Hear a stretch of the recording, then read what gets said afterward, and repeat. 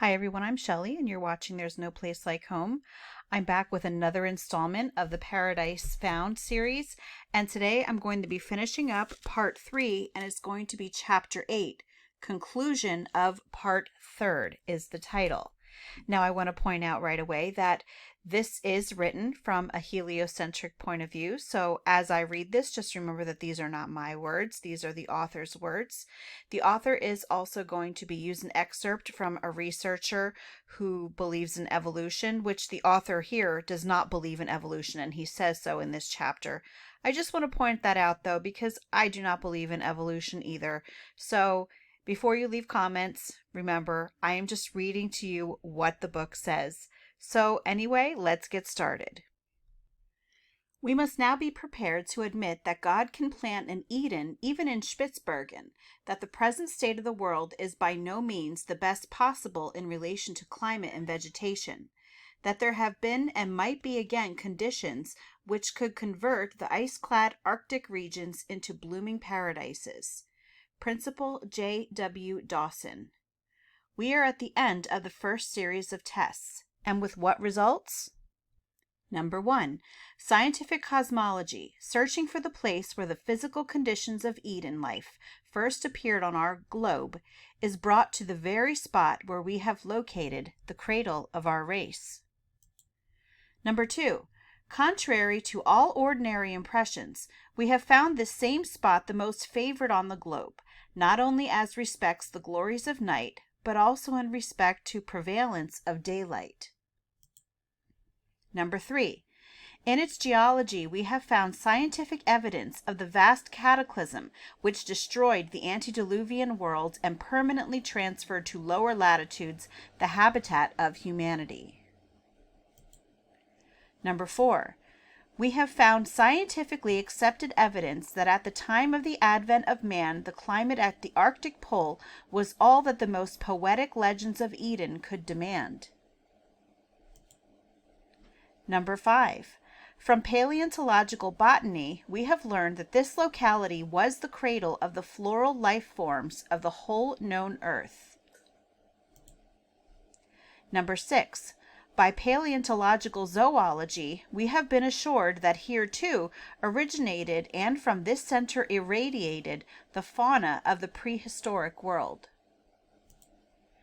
Number 7. And lastly, we have found the latest ethnographers and anthropologists slowly but surely gravitating toward the same Arctic Eden as the only center from which the migrations of the human race can be intelligibly interpreted.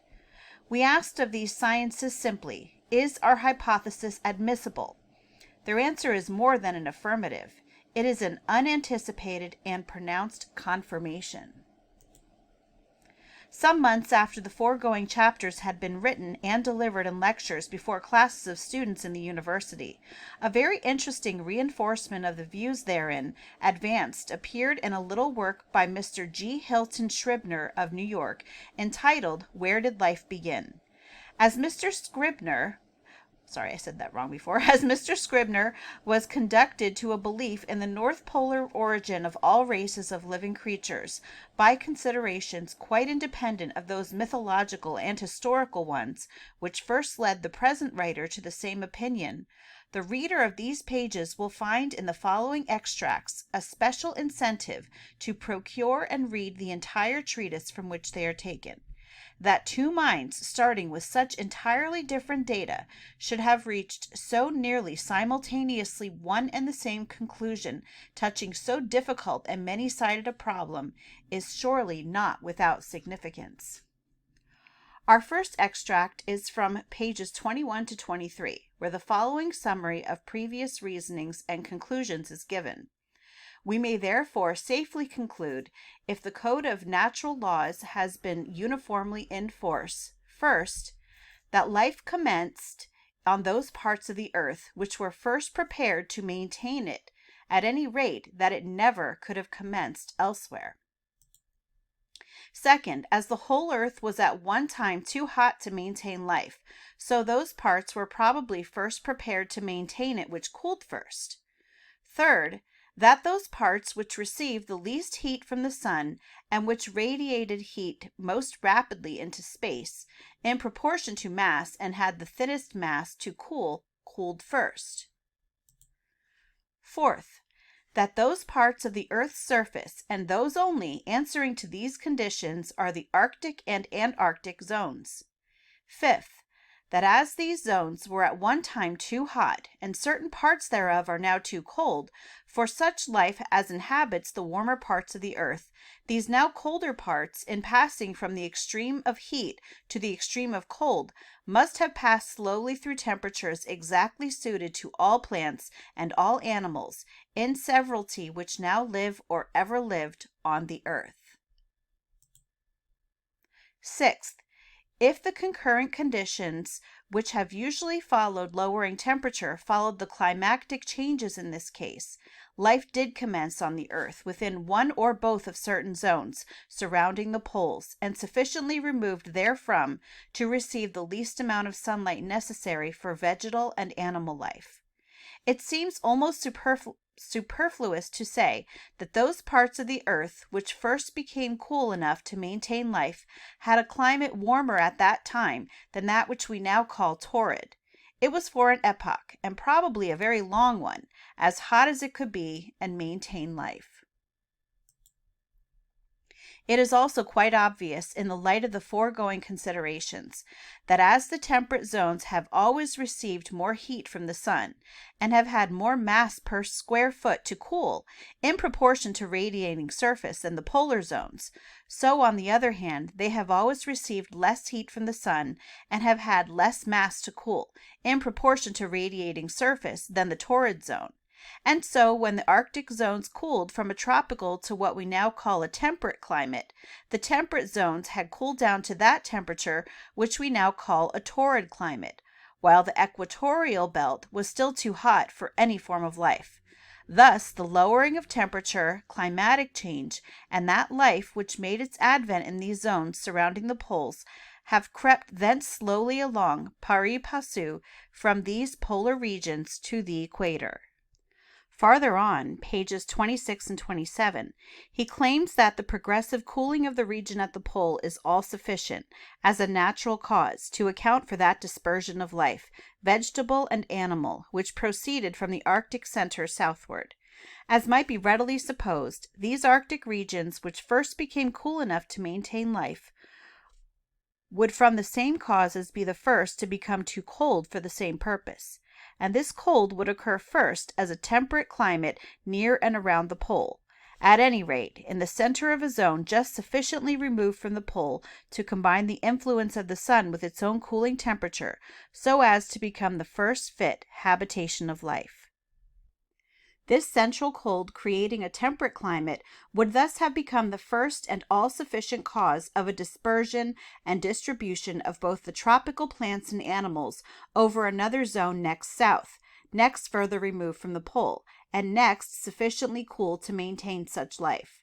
Moreover, this cooler climate occurring in the center would have driven out and dispersed such life equally in all possible directions.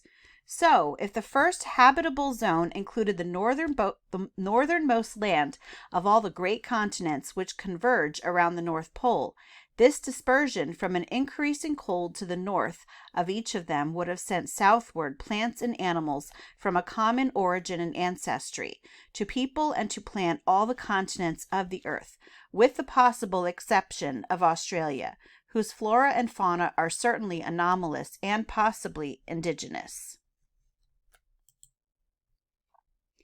In section 4th, pages 28 to 34, the author briefly touches upon some of the surface features of the globe, peculiarly favorable to the southward migration of plants and animals. Let us now see how admirably the earth is adapted, by its surface formation and topography, for a southern migration from a zone surrounding the North Pole.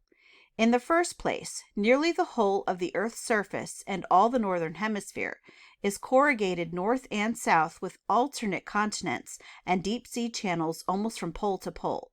Both the eastern and western continents extend with unbroken land connections from the Arctic zone through the northern temperate, the torrid, and through the southern temperate, almost to the Antarctic zone.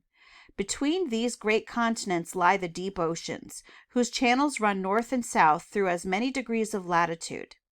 The great air and ocean currents run north or south. All the mountain ranges of the western continent and many of the eastern continents run mainly north and south. Nearly all the great rivers of the northern hemisphere run north or south.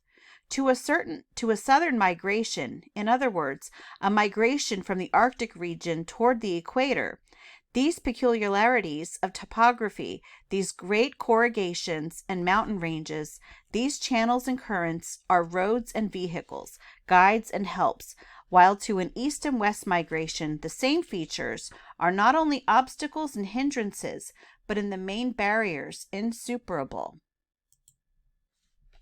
The impassability of mountain ranges for most plants is shown by the fact that strongly marked varieties in great numbers and many distinct species occur upon the eastern slopes of the Rocky Mountains, the Sierra Nevadas, the Alleghenies, and even lower ranges, which are not found at all upon their western sides, and vice versa.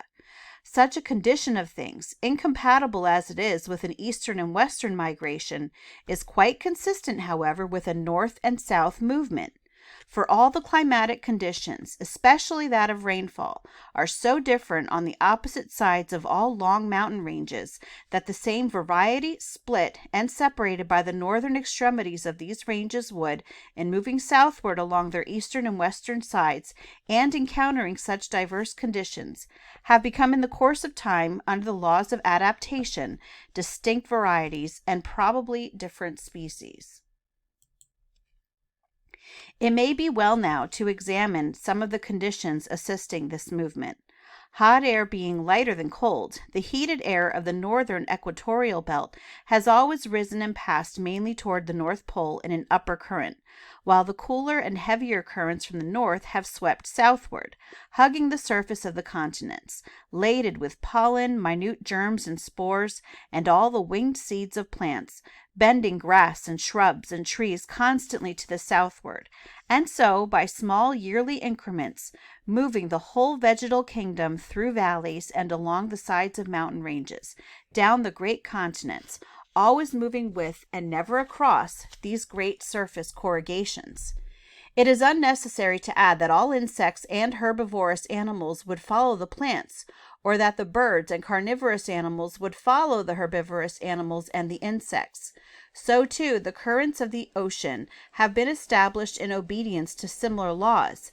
As hot water is lighter than cold, great surface currents have been formed in both the Atlantic and Pacific Oceans, flowing from the equator to the Arctic regions, while the cooler and heavier currents from the Arctic have swept the floor of both oceans from shore to the southward, carrying all kinds of marine life from the pole toward the equator with them. It may be well in this connection to allude to another fact seriously affecting the bottom currents from the pole toward the equator of both air and ocean.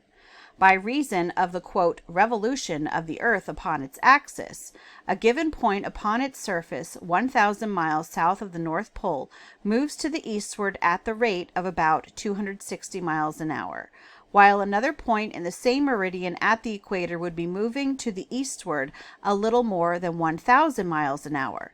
So every cubic yard of air and water which starts in a bottom current from the polar regions from the equator must, before reaching the equator, acquire an eastward motion of about 750 miles an hour.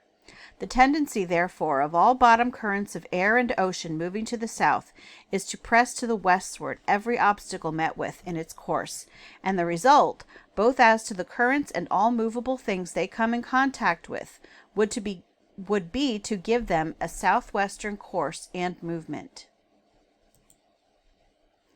Now, it is a strange coincidence, if nothing more, that the eastern coasts of all the continents have a southwestern trend, are full of bays, inlets, and shoal water, as though the floor of the ocean was being constantly swept up against them, while the western coasts are more abrupt, straight, and touch deeper water, as though the sweepings from the land were being constantly rolled into the sea along their entire lines.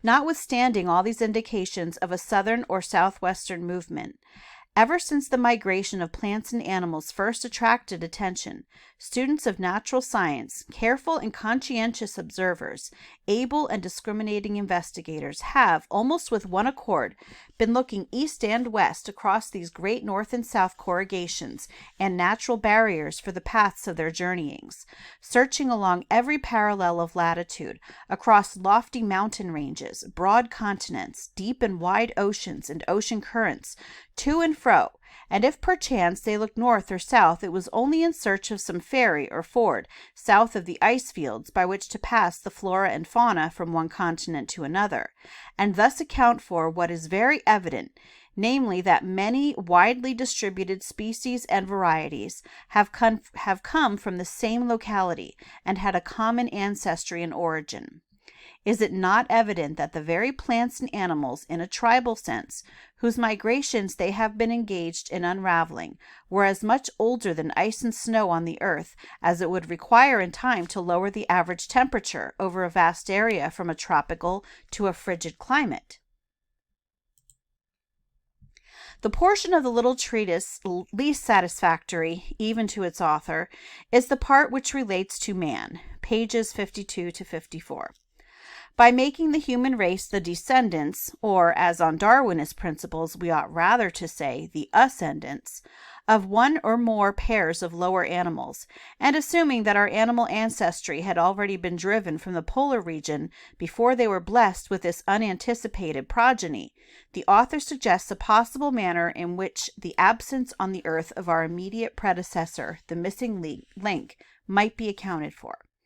He says, if it is true that, in common with many existing plants and animals, the ancestry of man, some animal with a thumb, and so having the possibility of all things, shared this northern home, this common and immensely remote origin, earlier by long epochs than the glacial period, it would afford a possible ground for the claim of the unity of the origin of man, and also a reason for the absence on earth of his immediate predecessor, his arboreal progenitor in the pioneer ranks of this great southern movement, ages before the Quaternary, during all of which period man has probably inhabited the earth, was possibly driven naked by the ever-following merciless cold, thus keeping him within the southward moving tropical climate, down the eastern and western continents alike, until it and he, arriving in the lapse of ages at the equatorial belt, and being always at the head,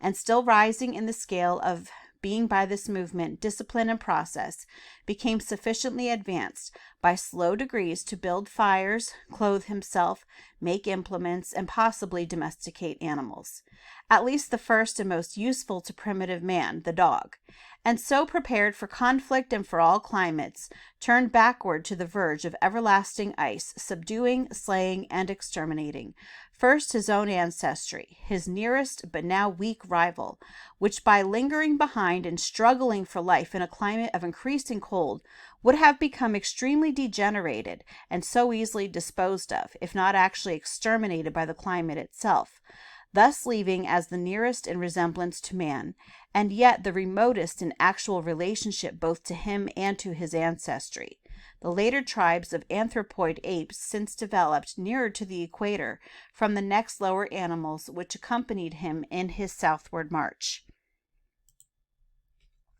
In this speculation, it will be observed, the place of the origin of the human race is entirely indeterminate. When its far-off arboreal ancestor left the pole, his only prophetic endowment was a thumb. But possessing this, he had the possibility of all things.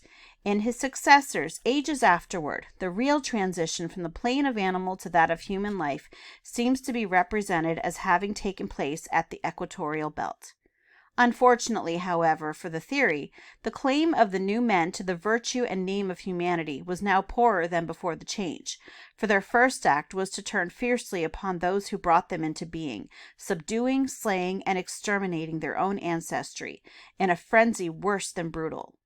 The shock to the feelings of the near but younger relatives of the massacred victims, the mild-mannered apes, must have been violent in the extreme.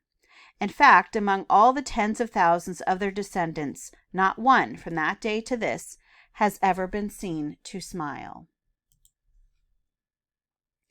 But in justice to our author, it should be stated that he attaches little, if any, weight to this Darwinistic episode. He frankly says, "This last proposition, however, is but a vague and very deductive supposition, for which nothing is claimed beyond a possibility or bare probability." It is possible that he is only slyly indulging in a bit of quiet pleasantry at the expense of the new school anthropologists. Whether so or not, he hastens without further words to return from it to the impregnable positions of his main argument, and to reinforce them by a fresh study of the power and function of heat in the cosmic unfoldment and distribution of life. The next two divisions of the present work will show us that the birth memories of mankind conduct us not to the equatorial belt, but to the polar world, and that in Mr. Scribner's answer to the question, "Where did life begin?" human as well as floral and faunal life should be included. After examining these fresh lines of evidence, it is believed that the reader will find more impressive than ever the words with which our author concludes his charming tractate. Thus the Arctic zone, which was earliest in cooling down to the first and highest heat degree in the great life gamut, was also first to become fertile, first to bear life, and first to send forth her progeny over the earth. So too, in obedience to the universal order of things, she was first to reach maturity, first to pass all the subdivisions of life-bearing climate, and finally the lowest heat degree in the great life range, and so the first to reach sterility, old age, degeneration, and death. And now, cold and lifeless, wrapped in her snowy winding sheet, the once fair mother of us all rests in the frozen embrace of an ice-bound and everlasting sepulcher. That is the end of the chapter. I will hopefully be getting another chapter out either next week or the following week, but I hope that you enjoyed this. If you like this video, give it a thumbs up. If you haven't subscribed and would like to hear more of what I have to say, I would love if you would do that. If you have any questions or comments, you can leave one either here or over on Instagram. And if you like my work and would like to check out my YouTube membership, I will leave a link in the description box for that, or you can just click on it right on my channel page. And I hope you have a great day.